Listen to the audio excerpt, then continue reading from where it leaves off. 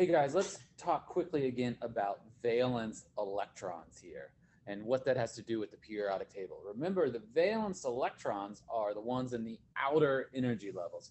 So let's look at hydrogen here. Hydrogen has an atomic number of 1, so it has 1 proton.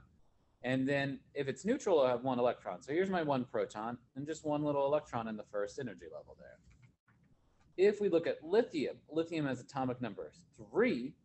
So it has 3 protons, and if it's neutral, it will have 3 electrons. So here's my nucleus with 3 protons. I've got 2 electrons, but then the first energy level's full, so I got to put my third one out there in the second energy level. Let's just do one more example here. Sodium has atomic number 11, so it's got 11 protons, so 11 protons here in the nucleus. And if it's neutral, it's got 11 electrons. So 1, 2 in the first, then it's full.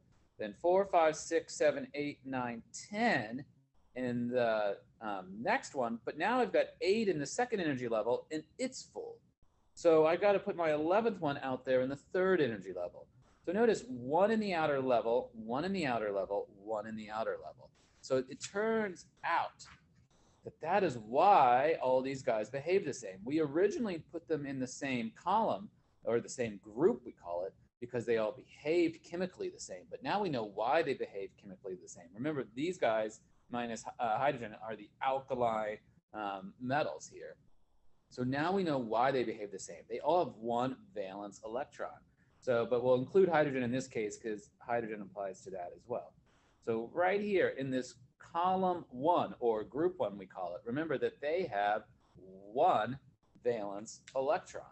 If we did those Bohr diagrams for beryllium and magnesium and calcium, we would see a predictable pattern that these guys all have 2 valence electrons in their outer energy level. The one exception to that is hydrogen goes, or excuse me, helium goes along with that as well. And we'll talk about why helium is actually put over here instead.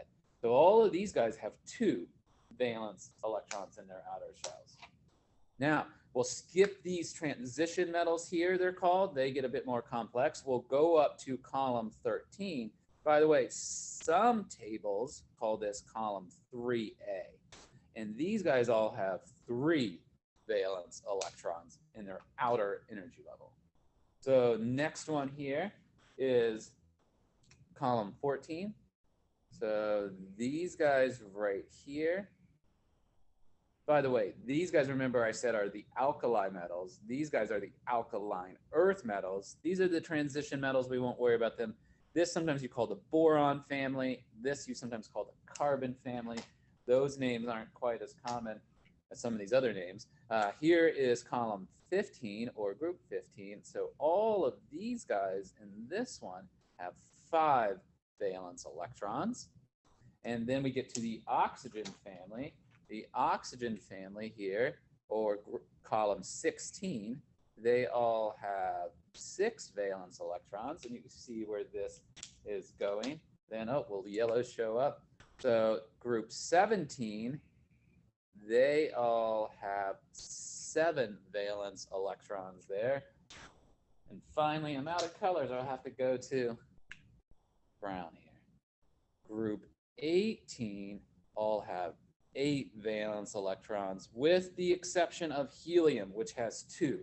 So why do we put helium here? Let me write the 8.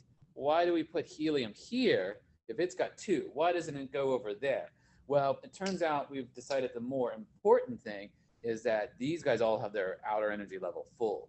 So 2 for helium, that's the exception. And then 8, 8, 8, 8, 8, and these guys are full. So that is going to determine the way a lot of these guys behave when they become ions and join in ionic bonds.